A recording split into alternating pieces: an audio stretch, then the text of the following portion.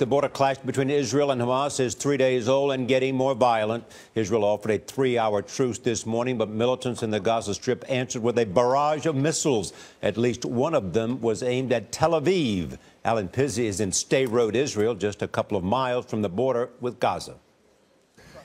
The Israeli military has begun sealing off a strip all along the edge of the border with Gaza. Troops have just arrived here to tell us and every other broadcaster set up here that we have to leave. Earlier this morning, we were evicted from a position we were using yesterday. No one will tell us how far we have to pull back or why, but it's very obvious that something is about to happen.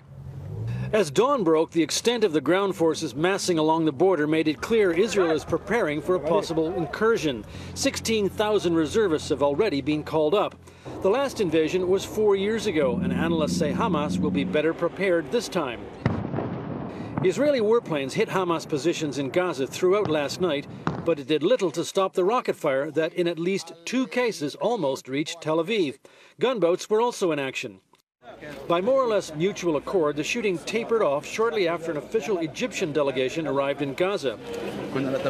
Prime Minister Hisham Kandil's unprecedented trip was officially to lend moral support to Hamas, which Egypt's Islamist government supports. But he was accompanied by officials who were involved in brokering a truce in the last Gaza fighting in hopes of doing the same again.